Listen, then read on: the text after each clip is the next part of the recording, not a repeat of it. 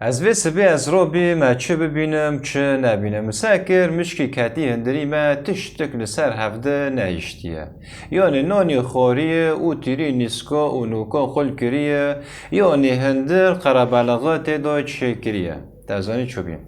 ای اچوب کم چونکم از رو بیم از فکری مگو از جیرو فخه که وگرم و تشتی کجی حز که جی از تکم ناف چند ساعت در باز بی مساکر مشکل من هاتن و به فخه کتن نه یک و نه دو دی یا نه اینان که سر پین شش کرابی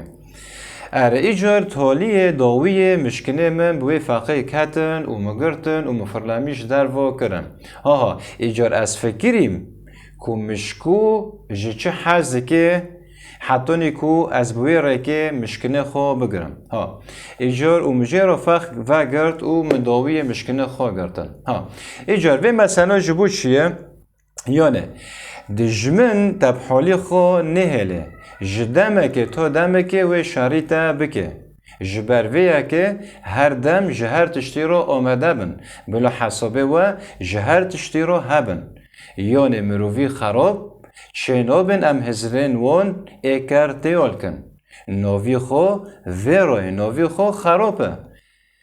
مدام که ناوی خو خرابه ناوی خو دجمنه ایجار چناب هزرین دجمن آن هزرین مروی خراب اکر تیال که چنابه گرک تجار حساب بکه حسابه تا جمروی خراب را سبه حتی هوار گرک هبه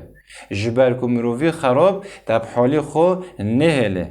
جنشکا و جخافل دا ای دقیقی سنت نزان ابتدا داده خیره جبر کو خرابه جتا حزناکه چعوی خول مالی ته چعوی خول عردی ته چعوی خول کرد و کردستانه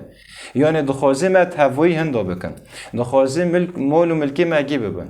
دخوازن کردان تهوایی هندا بکن ایجار جبر ویا که دجمن تب حالی خو نهله جدمه که تا دمه که و شریطه بکه ایجار بول حسابه و جسبه حتی هواره هبن او هزرین مروی خراب جی اکر چه نابه هنته یال کن ایجار داوی من مشکنه خو گرتن و مفرلمیش در و گر